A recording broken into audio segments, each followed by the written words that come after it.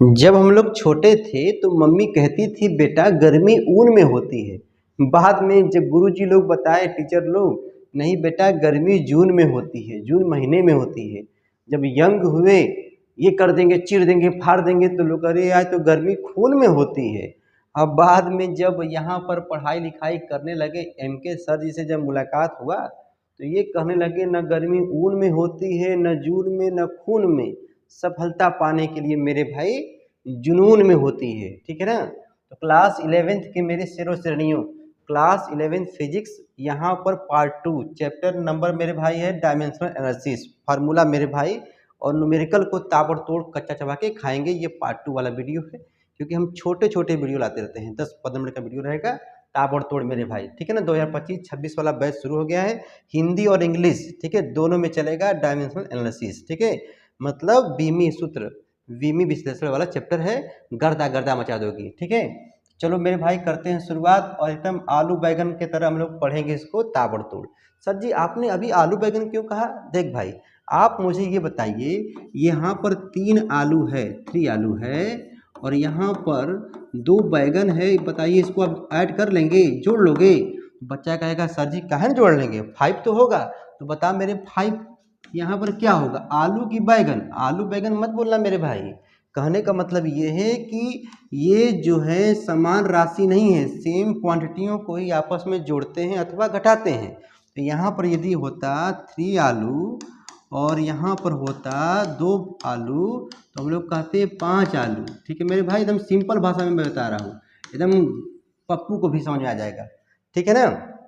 तो आलू बैगन वाला ही सवाल है, और इसको ताबड़तोड़ गर्दा गर्दा मच जाएगा, और आपके पेपर में चीरते हुए में आपके पेपर में पूछा जाएगा। ठीक है ना। यूनिट टेस्ट जब होगा, हाफ ईयरली होगा, तो पेपर में रहेगा। ठीक है ना। क्लास 11 फिजिक्स में लिख के ले लो। ठीक है ना।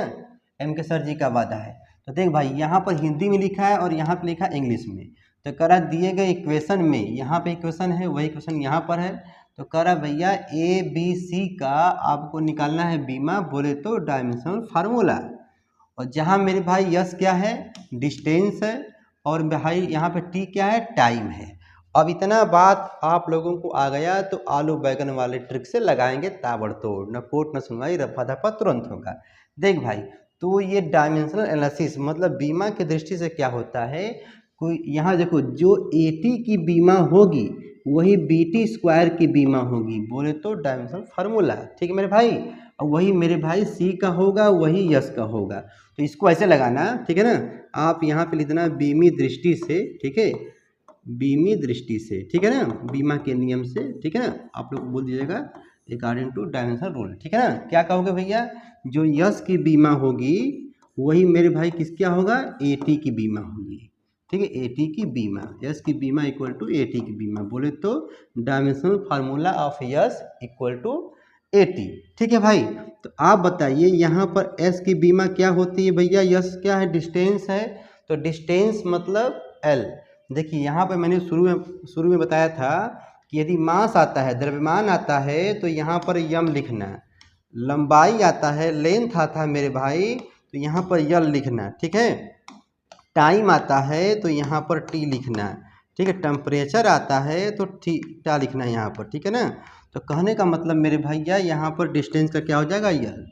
देखो हमने शुरू में बोले इसका बीमा इक्वल टू इसका। ठीक है ना। तो यहाँ पर देखो ए का निकालना ही है, टी क्या भाई? टाइम है।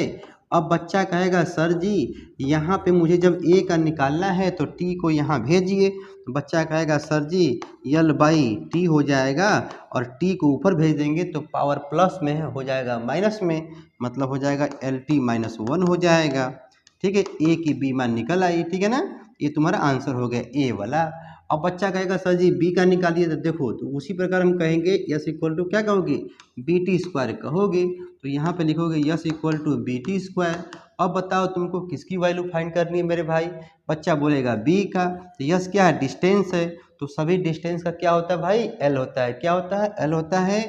बी का निकालना है, टी मतलब टी, टी और ये लिखो जाएगा स्क्वायर। ठीक है, टी स्क्वायर। इसको नीचे भेजोगे मेरे भाई यल बाई टी स्क्वायर होगा, ऊपर ले जाओगे पावर तो हो जाएगा नेगेटिव में, मतलब बोले तो यल टी पावर -2 हो जाएगा। ठीक है ना। ये बी का हो गया। अब देखिए सी का निकालना है, तो यस इक्वल टू सी मतलब, अरे भैया कहने का मतलब आलू आलू को ही जोड़ा गया है, बैगन बैगन को ही जोड़ा जाता है। तो जो इसका बीमा वही इसका बीमा, वही इसका बीमा वही इसका बीमा, ठीक है ना। बोले तो डायमेंशनल फार्मूला, ठीक है, इक्वल टू सी। तो कोई इसका हो जाएगा एस, इसका सी का निकालना है तो सी का हो जाएगा एल, ठीक है ना। तो ये तुम्हारा हो गया। बस आपके पेपर में जब आएगा तो आपको इतना ही लिखना रहेगा मेरे भाई। 2 नंबर का पेपर में आएगा, पेपर को चीरते हुए देख लेना, ठीक है ना, नोट कर लेना। मारना स्क्रीनशॉट तो पहले मार लो, उसके बाद देखो अगला जो सवाल है वो तो मेरे भाई गजब गजब का सवाल है। तो पक्का आता है, वंडर वाल्स गैस इक्वेशन है। और वो आपके सर जी बड़ा ही प्रेम पूर्वक ये वाला सवाल देते हैं मेरे भाई। इस सवाल को जरूर आप लोग पढ़ लीजिएगा। हाफ ईयरली एग्जाम रहे चाहे मेरे भाई यूनिट टेस्ट आपके स्कूल में होता है, टेस्ट होता है, तो ये आपके पेपर में रहेगा। क्लास 11 फिजिक्स मेरे भाई चल रहा है, डायमेंशनल एनालिसिस, इसको देख के ही जाओ, ठीक है ना, बहुत मजा आने वाला है। देखो यहाँ पे क्या हुआ कि पापा को जोड़ा है a बाई बी स्क्वायर में। अब देखो जो बच्चा यहाँ तक वीडियो देख रहा है तो भाई मान गया कि भाई वो पढ़ लेगा, ठीक है, उसको समझ आ जाएगा, ठीक है ना। क्योंकि देखिए आधी छोड़ पूरी को धावे, तो कहने का मतलब पूरा देखो तो मजा आएगा। देखिए तो a plus A by B square है, तो पापा जी में a बाई बी स्क्वायर को जोड़ा है ना, तो भैया बीमा की दृष्टि से, बीमी की दृष्टि से जो भी लिखना होगा बीमा के नियम से, ठीक है, या डायमेंशनल फार्मूला के रूल से, ठीक है ना, यहाँ पे दिखा देना। ए भैया P equal to A by B square, काहे लल्ला काहे तुम ऐसे कर दिए। अरे भैया ई आलू है तो है पूरा आलूए न होगा जी, बोलो जी, हाँ आलूए न होगा, क्योंकि देखो सेम सेम न है। आलू है तो आलू, आलू को आलू में जोड़ेगा ना। तो बीमा कहता है भैया सेम सेम क्वांटिटी को ही आपस में जोड़ते हैं अथवा घटाते हैं। इसका मतलब जो इसकी बीमा होगी वही इसकी बीमा होगी। देख भाई अब यहाँ पे करो क्या, देखो इसको यहाँ भेज सकते हो तो ले लो, P V square equal to A कर दो। अब देखो यहाँ पर आपको याद करना होगा, देखो पार्ट 1 मैंने बताया था, पी मतलब प्रेशर, पी मतलब प्रेशर का बीमा होता है ml -1 टी के पावर -2, ठीक है, और वॉल्यूम का होता है एल क्यूब, ठीक है ना, क्योंकि लचऊ लंबाई चौड़ाई ऊंचाई L L L L cube हो जाएगा। तो इसके लिए टेंशन मत लेना, इसको तुम लोग जानते होगे या आप लोग पढ़ोगे तो आ जाएगा, वैसे पार्ट 1 में हुआ है, ठीक है, देख लीजिएगा। तो यहाँ पे देखिए मान को भरिए, देखिए ए का मान निकालने के लिए ना, ए की वैल्यू फाइंड करने के लिए आपको पापड़ बेलना पड़ रहा है, लेकिन बी वाला बड़ा इजी है, तुरंत लग जाएगा। देखो तो पी का निकालना है मेरे भाई, तो पी का क्या होगा, देखो वहाँ से देख लो, फिलहाल में देख लीजिए, ml -1 टी के पावर -2 हो जाएगा। वॉल्यूम का होता है एल क्यूब होता है, और देखो स्क्वायर दिया है रे भैया, तो होल स्क्वायर हो जाएगा ए। अब बताओ यहाँ पर यम हो गया यल के पावर -1 टी के पावर -2 तो रहेगा ही, ये कितना हो जाएगा 3 2 जा 6, मतलब 3 दूना के 6।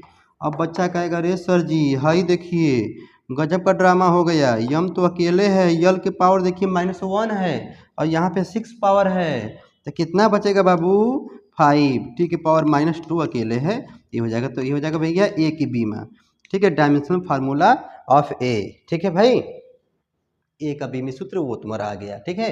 अब तुमको निकालना है वी का, तो अब देखिए वी में देखो वी माइनस बी, ये तुमको देख के क्या लग रहा है, ठीक है ना, इसको लिखना इसी प्रकार सिमिलरली।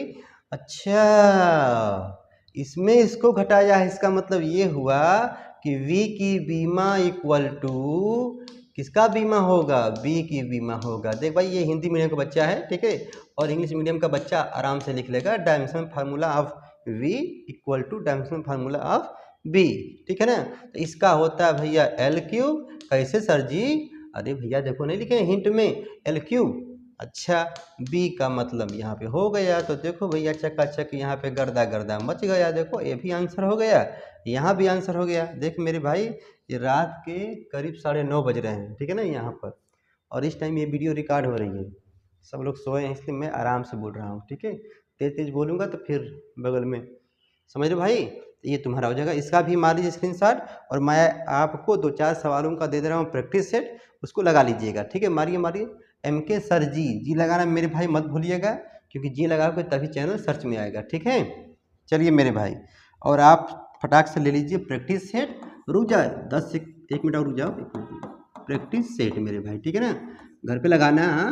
देखिए यहाँ पे यस इक्वल टू आ गया AT² BT प्लस सी, देखो ये वाला आ गया, इसी को उल्टा दे दिए हैं, ठीक है।